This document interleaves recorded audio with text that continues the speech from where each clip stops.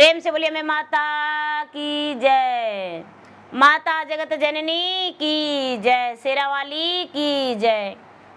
माताएं एवं बहनें, मैं एक नवरात्रि व्रत की कथा सुनाने जा रही हूँ, जो 9 दिन की नवरात्रि होती है।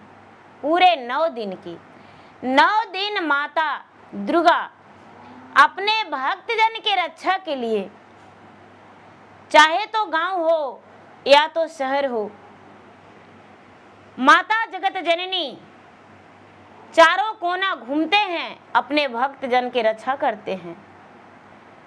और जो भी भक्तजन माता को सेवा करते हैं, उनका माता का आशीर्वाद प्राप्त होती है। तो गुरु भाई बहना, मैं माता जगत जननी अम्बे माँ की कथा सुनाने जा रही हूँ। इस कथा को पूरा सुनिए और रहस्य जानिए। जय अम्बे माता, जय जगत जननी माता। एक गांव में एक किसान थे और एक किसान की पत्नी। दोनों बड़े अच्छे से रहते थे। दोनों का समय बहुत खुशहाली जीवन बीत रहा था, लेकिन दोनों का कोई संतान नहीं था। किसान जो थे, किसान अपने संतान के प्राप्ति के लिए बहुत देवी देवता सब किए, लेकिन उनका संतान नहीं हुआ। समय बीतता चला गया, समय बीतता चला गया। किसान का आधी उमरिया बीत गया। बड़ी लोग उनको ताना देने लगे, कहते हैं कि अरे ये तो निर्वंश है, इसका कोई बाले बच्चा नहीं है। बड़ी तरह तरह के लोग ताना देने लगे। अपना पत्नी से कहते हैं कि क्या करें, मेरा एक भी संतान नहीं है। और लोग इतना तरह तरह के ताना देते हैं। इस ताना से सहते सहते हम तंग आ गए हैं। चलो हम नगर छोड़ के काशी नगरी चले जाएंगे, वहीं भगवान के आश्रम में बैठ के और जय श्री राम जपेंगे और वहीं अपना समय व्यतीत करेंगे। ऐसा कह के निकल गए। तो देखिए, विधि का विधान जो लिखल रहता है वही होता है। जब गांव से निकल गए तो अपना गांव त्याग के दूसरा गांव में जब पहुंचे तो वहां माता दुर्गा का पूजा हो रहा था। माता दुर्गा के मंदिर में कलश स्थापना किया हुआ था। बहुत सारे लोग जो सामाजिक लोग होते हैं सब बैठ के और माता दुर्गा के पाठ करवा रहे थे। पाठ करवा के, पाठ होता है जो ब्राह्मण वेद पढ़ते हैं, पाठ पढ़ते हैं तो लोग कथा सुनते हैं। बहुत सारे लोग कथा सुन रहे थे। शुरू ही हुआ था कि दोनों उसी रास्ते से जा रहे थे तो कोई एक व्यक्ति बोले कि भाई अब कहाँ जा रहे हैं? तो हम तो काशी नगरी जा रहे हैं। कहते हैं काशी नगरी बाद में जाइएगा, देखिए माता जगत जननी का कथा हो रहा है, कथा सुन लीजिए। किसान कहते हैं कि अरे मेरा कोई देवी देवता सहायता नहीं हुए, इसलिए हम माता के कथा सुन के क्या करेंगे। माता के कथा सुनने के लिए लोग कहने लगे कि नहीं भाई, जब तक माता की कथा होती है जब तक हम लोग शांति से सुनते हैं। किसान बैठ के कथा सुनने लगे, दोनों पति पत्नी। दुर्गा पाठ जो है, पाठ पूरा होने वाला था। 8वां दिन बीत चुका था। पाठ का 8वां दिन बीत चुका था। 9वां दिन का था। एकदम जो लास्ट समय का पाठ होता है वही पाठ ब्राह्मण पढ़ रहे थे। जब किसान और किसान की पत्नी दोनों सुने तो लोग कहने लगे कि ऐसे कैसे चल जाइएगा, आज हवन भी होगा, तो भाई आज रुक जाइए और प्रसादी पा के जाइएगा। तो प्रसादी के लिए किसान के पत्नी दोनों वेट कर लिए। कुछ समय बीता, उनको 2-3 बज गया। कन्या भोजन जब हुआ तो प्रसादी उनको मिला। दोनों पति पत्नी भोजन करके और उसके बाद कहते हैं कि अब तो शाम होने वाला है, इसी मंदिर के पास रात बिता लेंगे और सवेरे यहां से चल जाएंगे। दोनों पति पत्नी माता के मंदिर के पास बैठ गए।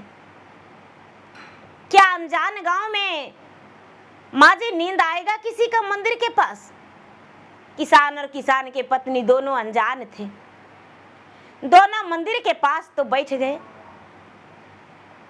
पूरी रात जाग गए।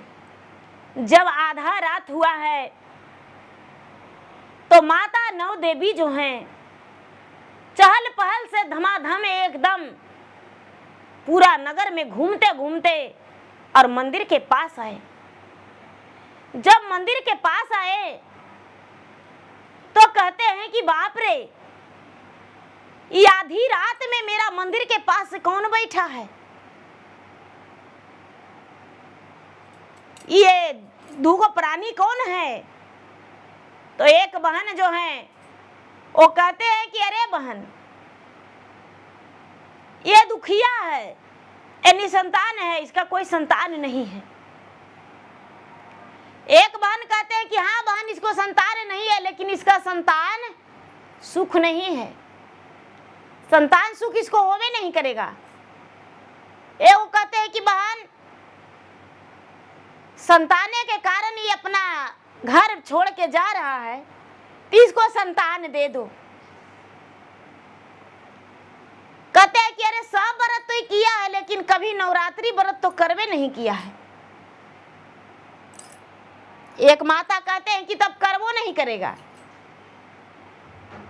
जितना देवी हैं जो सब किस्म के बात बोल रहे हैं। कहते हैं तो ठीक है, आज प्रसादी तो कम से कम खाया है, मेरा शांति से कथा सुना है, पाठ पर सुना है, और बैठ के और पूरी श्रद्धा से यहाँ पर जागरण कर रहा है, इसका संतान हो जाएगा। कहते हैं कि यहाँ पर क्या कर रहा है? तो माता, हम काशी नगरी जा रहे हैं, तो रात बिताने के लिए यहाँ पर हम मंदिर के पास बैठे हुए हैं। रात बिताने के लिए तो हाँ। माता जो हैं फिर से नगर में घूमने चले गए, और जो अखंड ज्योत जलता है दीदी, किसान की पत्नी देखी कि अरे अखंड ज्योत बुझने वाला है। बेचारी मंदिर में जाके और अखंड ज्योत में घी डाल दी, ज्योत जलने लगा। फिर से माता लौटे, देखते हैं कि आहा, ज्योत तो जल रहा है दयालु, इसके पास दया है। सुबह होने वाला था। 3 से 4 के बीच में माता के मंदिर के पास दोनों जागरण कर लिए पूरी रात। अष्टमी के रात था, जागरण कर लिए। जब जागरण कर लिए तो नवमी का रात था, जागरण कर लिए, और जागरण करके और सुबह में जो किसान की पत्नी है वो कहती है कि ये जी, इतना दिन सबके ताना सुने हैं ना, तो थोड़ा दिन और सुन लेंगे, चलिए घर लौट के। दोनों घर लौट गए, और घर लौट गए और माता के जाके रोज सेवा करने लगे। रोज मंदिर जाने लगे पति पत्नी दोनों। पति पत्नी जब दोनों मंदिर जाने लगे तो जाते जाते 4-6 महीना बीता। तो माता जो है, माता दया कर दिए, किसान की पत्नी गर्भवती रह गई। जब किसान की पत्नी गर्भवती रह गई तो धीरे धीरे कुछ दिन बीता तो उसका पेट में बच्चा लतियाने लगा, कलवलाने लगा, चलने लगा तो उसे लगा कि भाई मेरा पेट में ऐसा क्या हो रहा है।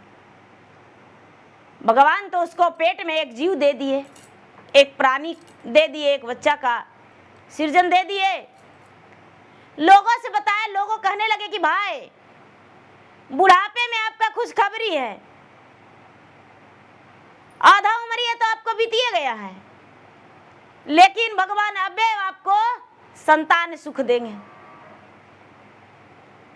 देखिए दीदी, कहानी सुनिए। पहले किसान जो थे एकदम बिल्कुल गरीब थे, उनके पास इतना धन संपत्ति भी नहीं था कि बेचारा बेच खोज के भी अपना पत्नी को इलाज करवा सकते थे। कमाने खाने वाला थे। धीरे धीरे समय बीता। 9वां महीना जब पूरा हुआ तो किसान का पत्नी का ओद्र से कन्या जन्म लिया। और जब कन्या जन्म लिया तो कन्या का जन्म लेते और किसान का देहांत हो गया। किसान का देहांत हो गया।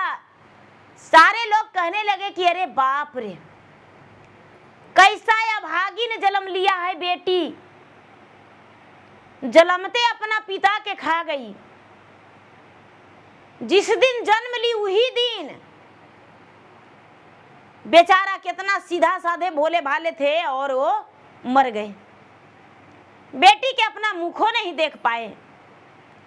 अब बेचारी जो किसान की पत्नी थी, क्या खुशी मनाती या दुख मनाती, क्या कर सकती थी। एक तो आइल पर सोती था, लबजान उसका शरीर था, नन्हा सा बच्ची थी, और उसके पति का देहांत हो गया। जब उसको पता चला कि मेरे पति का देहांत हो गया है, बेचारी बिलख बिलख के रोने लगी।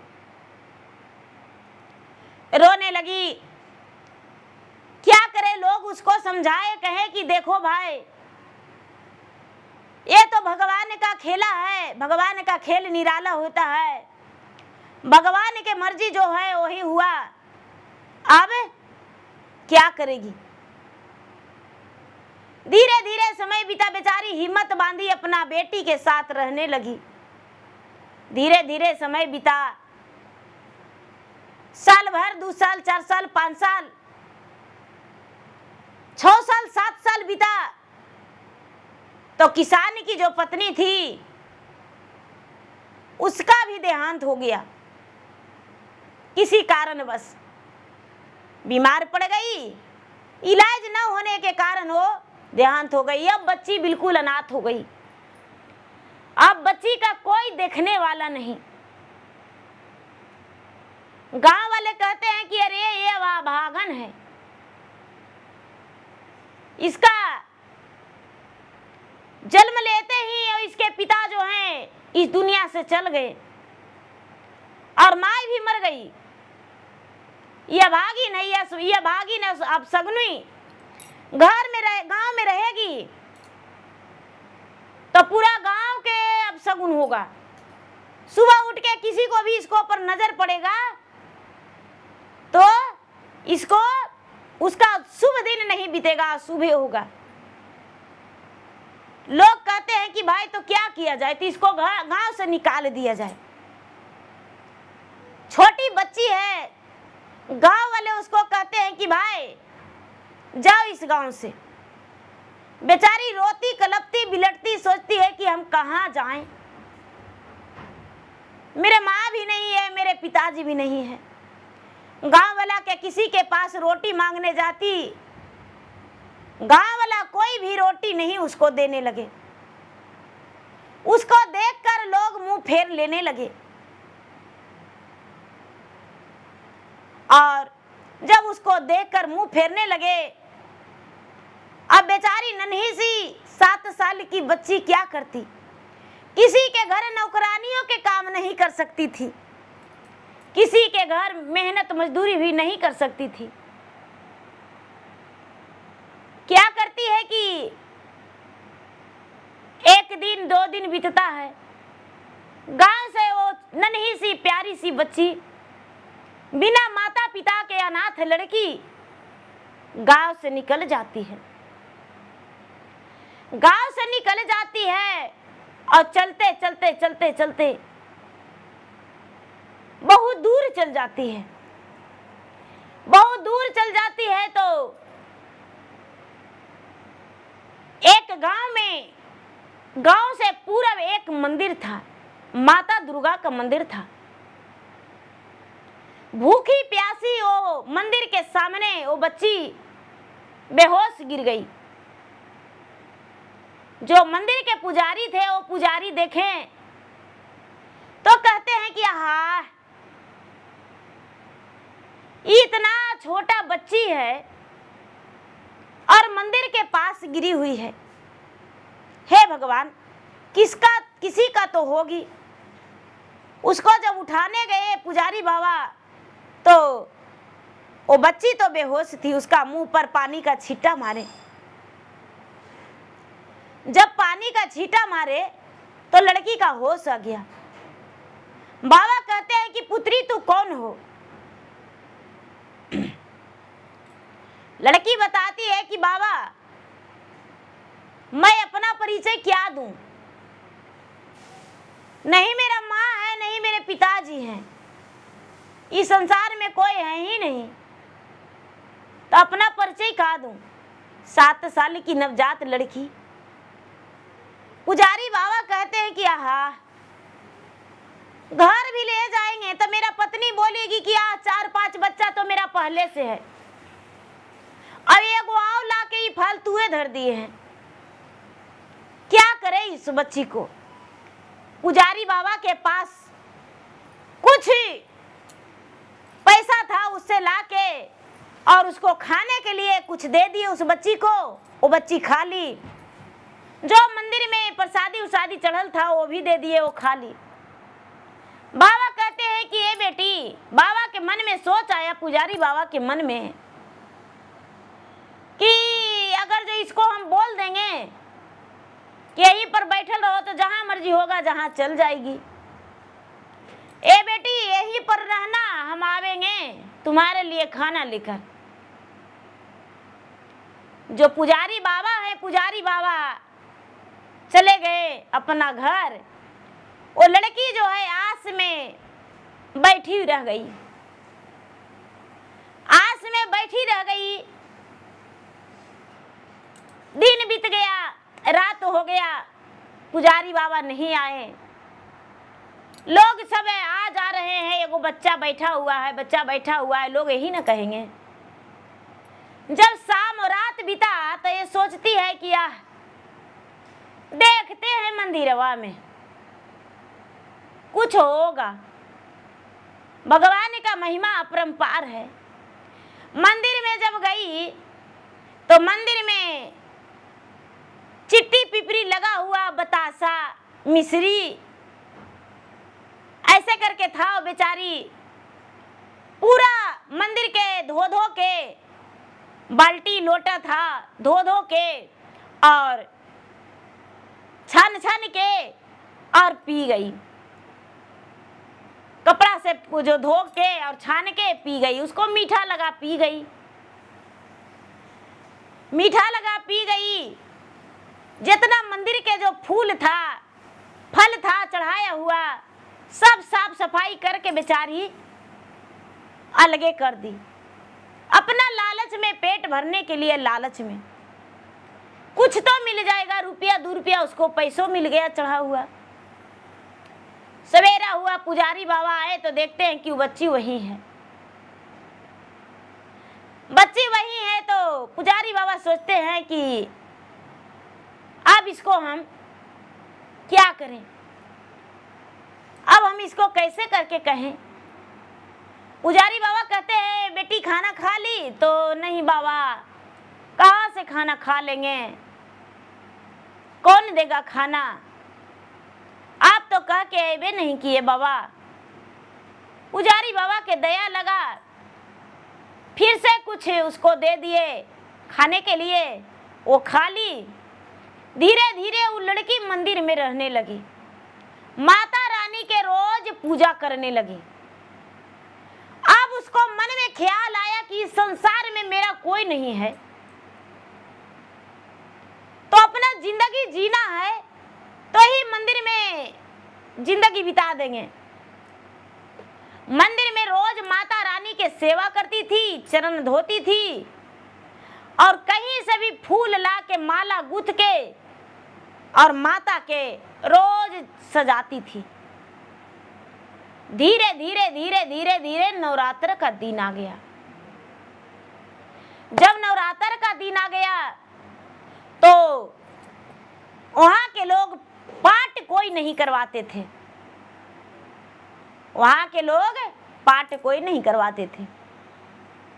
जो बेचारी अनाथ लड़की थी वो क्या करती है कि उसको याद आया कि हाँ, मेरा गांव में हमको माँ रहती थी तो हमको माँ मंदिर जाती थी, हम भी तो मंदिरे में रहते हैं। अभी नवरात्र चढ़ गया है, माता के रोज गजला चढ़ाती है और रोज माता के पूजा पाठ करके चरण दबाती है। माता के ही सच्चा भक्त बन गई, मंदिरे में रहने लगी। मंदिरे में उसको जो भी प्रसादी रहता था वही खा के अपना जीवन बिताती थी। धीरे धीरे किसी का लोग का दया लगता था कि अरे एगो मंदिरवा में लड़की रहती है, क्या होगा, अपना बेटी के कपड़ा फटा पुरान उसको दे देंगे, पहनेगी। लोग के दया लग जाता है, कोई रोटियों चावल ले जाके दे देते थे, उसका दिन कट जाता था। उसको लोग कोई के भी कुछ कह देती थी तो उसको हो जाता था। माने कि जैसे सच्चा भक्त भगवान के बन गई तो जिसको जो कहती थी वो लड़की हो जाता था। कोई एक बुढ़िया थी, बेचारी बुढ़िया जो थी उसका एक बेटा एक बहू थी। उसका बहू जो थी वो निसंतान थी, एक को बाल बच्चा नहीं था। मंदिर में जाके और माता जी के मुड़ी पटक के पूजा करके और मुड़ी पटक के कहती है कि हे माता, एक को बेटा हमको है, कितना श्रद्धा से पोसे पाले हैं, और बहू एगो है, उसको बाल बच्चा नहीं है। हे माता, बाल बच्चा उसको दे दीजिए। लड़की बोली कि जाइए मामा, हो जाएगा, आपका बहू का बेटा बेटी सब होगा, जाइए। कई गो के ऐसे बोली तो लोग कहते हैं कि अरे मंदिरवा में एगो लड़कियां रहती है वो पागल है, बड़ा बड़ा इते रहती है। कितना लोग के श्रद्धा पूरा हुआ तो कहते हैं कि अरे बड़ी अच्छी है, लेकिन कोई अपना बेटी स्वीकार के उसे अपना घर नहीं ले गए। धीरे धीरे धीरे धीरे वो लड़की कम से कम 15-16 साल की हो गई, बड़ा हो गई, सियाना हो गई, शादी के योग हो गई। 18 साल के 19 साल के वो लड़की हो गई। मंदिर में बीत गया, लेकिन वो कहीं किसी के घर नहीं जाती थी, किसी को नजर उठा के नहीं देखती थी। नवरात्र का दिन था, सभी लोग जो पूजा करते हैं वो क्या करती थी कि चावल बटोर के अक्षत जो छिड़ते थे, दीपक जलाते थे, अक्षत छिड़ते थे, वो चावल बटोर के रखती थी, जमा करके रखती थी और नवरात्रि में माता के उसी को भोग बना के खिलाती थी। रोज माता के अपने हाथ से खीर खिलाती थी। कुछ लोग के दया लगता भी था तो कोई चावलों ले जाके दे दिया करते थे। वो बेचारी रुपया 2 रुपया जो मंदिर में चढ़ावा चढ़ता था उसको भी मिला के, चीनी उनी ला के, गुड़ ला के और खीर बना के, चूल्हा जोड़ के, हड़िया बर्तन में हड़िया में बना के और माता के खीर खिलाती थी। बची कुछ ही खीर अपने भी खाती थी। पूरे नवरात्र में 9 दिन माता के 9 किस्म के भोग लगाती थी। धीरे धीरे समय बिताओ, लड़की बड़ी हो गई। एक दिन के बात है कि गांव का जो एक सेठ जी थे, सबसे अमीर आदमी, अरे अब कहते हैं कि बड़े अमीर हैं, पहले लोग उसे राजा मानते थे। तो मानिए दीदी कि उस गांव में सबसे बड़े अमीर जो राजा थे, तो उनका एक के बेटा था, और उनका बेटा जो था उनका देहांत हो गया। 25 साल का, 24 साल 25 साल का बेटा था, वो देहांत हो गया। रात में सोया जे बेचारा, सुबह जागा नहीं, सुतले के सुतले रह गया। सब कोई उसे उठाने गए तो देखते हैं कि बेटा तो इस दुनिया से चला गया है। राजा रानी बहुत रोने लगे, उस गांव के लोग भी बहुत परेशान थे। ठीक नवमी के दिन था।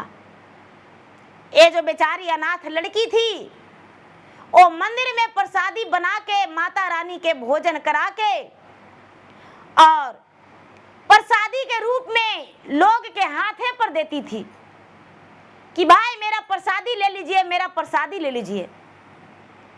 अब यही बात सुन के लोग उसे पागल कहते थे कि अरे ये पागल है, पता नहीं कहां से आई है, 10-15 साल से ही मंदिर में रहती है, कहीं नहीं जाती है। मंदिर में इसका खाना लोग दे देते हैं जो खा लेती है, और मंदिर में रहती है, मंदिर में सुतती बैठती है, मंदिर में वहीं कुआं पर नहाती है और वहीं पर ये रहती है। सब लोग जानते थे। जो राजा थे, राजा के बेटा जब मर गया तो सब लोग उनका बेटा के अस्थियां को ले जा रहे थे, बेटा को शव को ले जा रहे थे। नवमी का दिन था, जो लड़की देखी कि बहुत सारा लोग आ रहे हैं, रोते गिरते बरजते आ रहे हैं। सोची कि अरे बहुत सारा लोग आ रहे हैं, मेरा तो खीर इतनी से है, लेकिन बिना प्रसादी खिलाए किसी को हम पार नहीं होने देंगे। मंदिर के बगल से रास्ता था, जाके अनाथ लड़की रास्ते पर खड़ी हो गई और कहती है कि भैया सब लोग मेरा प्रसादी खा के आगे जाइए। वो दूसरा गांव के थे, जिनका जो बेटा मरा था, दूसरा गांव से लेके आ रहे थे, उसी रास्ते से जा रहे थे शमशान घाट। कहते हैं मेरा खीर खा के जाइएगा। लोग कहते हैं कि अरे भाई इनका बेटे, राजा साहब के बेटा का देहांत हो गया है, कौन पागल है जो खीर खिला रही है। कहते हैं कि नहीं, मेरा खीर खा के जाइएगा, मेरा प्रसादी खा के जाइएगा। लोग कहते हैं कि पागल है। वो गांव के जो थे कहते हैं कि नहीं, अरे पागल मानिए चाहे जैसे भी, ये मंदिर में रहती है और मंदिर में सोती है, पता नहीं कहां से आई है, कहां से किसका बेटी है, कोई पता नहीं है। कुछ लोग आगे बढ़ गए। जब ये बेचारी देखी कि यहाँ कुछ लोग मैंने सब के ले जा रहे हैं, मिट्टी ले जा रहे हैं, देख के इसका आग फटा के फटा रह गया। आग से इसका आंसू टपकने लगा और कहती है कि देखिए हम आपको हाथ जोड़ते हैं, गोड़ पड़ते हैं, ऐसा कीजिए कि थोड़ा सा इनको रख दीजिए ना, हम इनको खीर खिलाएंगे। सब लोग कहते हैं, जो ले जा रहे हो कहते हैं कि अरे मरा हुआ आदमी खीर खाएगा, ये माता रानी की प्रसादी है, ये खा लेंगे, काहे नहीं खाएंगे। लोग कहते हैं कि अरे भाई पागल है। कहते हैं हम पागल नहीं हैं, हम इनको खीर खिलाएंगे। बहुत सारा लोग थे, उनमें से एक व्यक्ति बोले कि भाई देखिए किसी का शक्ति भी अपरंपार होता है। ये लड़की है और सब लोग कह रहे हैं कि मंदिर में रहती है, ये खीर खिलाएगी तो भाई रख दो, हम लोग रख दो,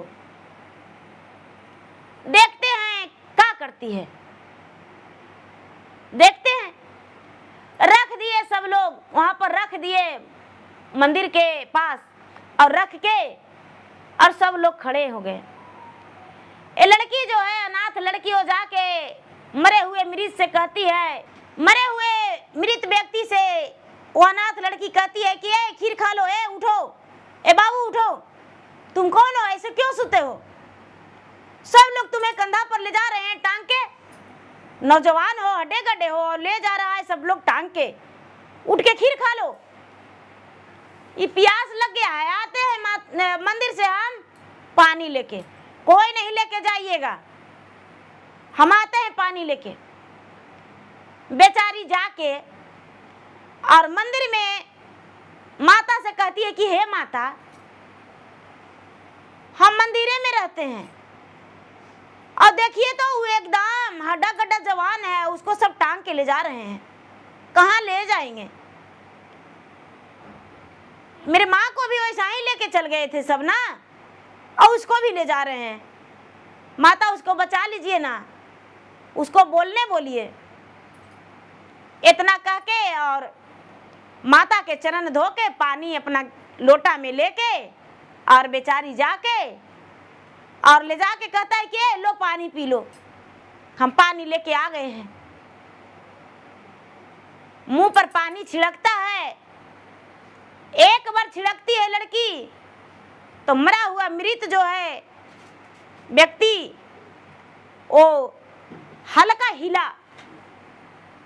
दूसरा बार छिड़की तो पूरा कस के शरीर उसका हिला। तीसरा बार छिड़की तो आंख खोल दिया। चौथा बार छिड़की तो मुंह खोल दिया। पांचवा बार छिड़की तो पानी पीने का मतलब उसका लगा कि पानी पिएगी, पानी पिएगा। वो लड़की मुंह में पानी दे दी, पानी उसका अंदर चला गया। छठा बार छिड़की तो उठ के बैठ गया। सातवां बार में कहता है कि भाई ये बांस के डोली पर हमको काहे सुता दिए हैं, हम तो पलंग पर सुतल थे, अब बांस के डोली पर हमको काहे सुता दिए हैं? अरे लड़की, तुम मुझ पर पानी क्यों दे रही हो? और लड़की बार बार छिट रही है कि अभी तुम सुतल था, नींद पड़ल था, पानी छिटे तब ना तुम उठा है, हमको पानी छिटने दो, हमको पानी छिटने दो। और खीर खाएगा तुम, हम अभी लाते हैं खीर, अभी हम पहुंचा के आए हैं खीर। बेचारी जब मंदिर में गई और मंदिर से ला के खीर दी, सब कोई खीर लिए उसका प्रसादी, सब कोई प्रसादी लिए। और वो लड़की जो है मंदिर में बैठ गई जाके। माता से कहती है कि माता देखिए तो कितना बढ़िया से बोलने लगा। सब लोग लौट के गए घर, राजा के बेटा भी गया।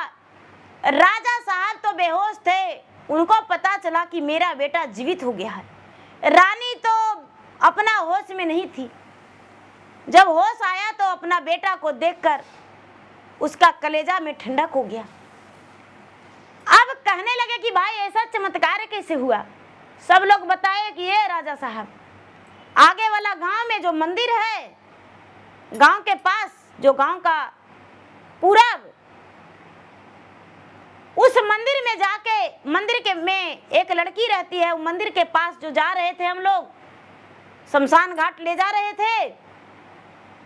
लड़की के सब लोग पागल कहते हैं, वो मंदिर में रहती है, वही आके जल छिड़की, सबको खीर दे रही थी, हम लोग नहीं लिए, रोक के बोली कि इसको खीर खिलाएंगे, और जल छिड़क के और देखिए इसको जिंदा कर दी, ये तो जीवित हो गया। राजा तनिक भी देर नहीं किए, आओ नहीं ताओ देखे, वहां से तुरंत चल दिए। राजा और रानी तुरंत आके उस लड़की से कहते हैं कि बेटी तुम कौन हो? कहती है कि ये राजा साहब, हमको नहीं माँ है नहीं बाप है, हम यही मंदिर में रहते हैं, बहुत दिन से रह रहे हैं। हम 7 साल के थे तभी मेरे माँ मर गई, जन्म लेते पिता मर गए, क्या हम बतावे कि हम कौन हैं? हम एक अनाथ लड़की हैं। राजा साहब कहते हैं कि बेटी मेरा बेटा से शादी करेगी, मेरा एक ही वो बेटा है। लड़की हंस के कहती है कि राजा साहब, इस अनाथ लड़की को आस देने वाला कौन होगा जो आप कहने आए हैं? राजा साहब कहते हैं कि बेटी आज तो जो तुम की हो, इससे बड़ा कुछ नहीं हो सकता है। हम अपना पुत्र से तुम्हारा विवाह करेंगे। वो जो लड़की है वो कहती है कि राजा साहब अपना पुत्र से ब्याह करिएगा एक ही शर्त पर। आज नवमी का दिन है, आज हम आपका बेटा का प्रसादी खिलाए, जल पिलाए, वो जीवित हो गया। आप लोग सभी परिवार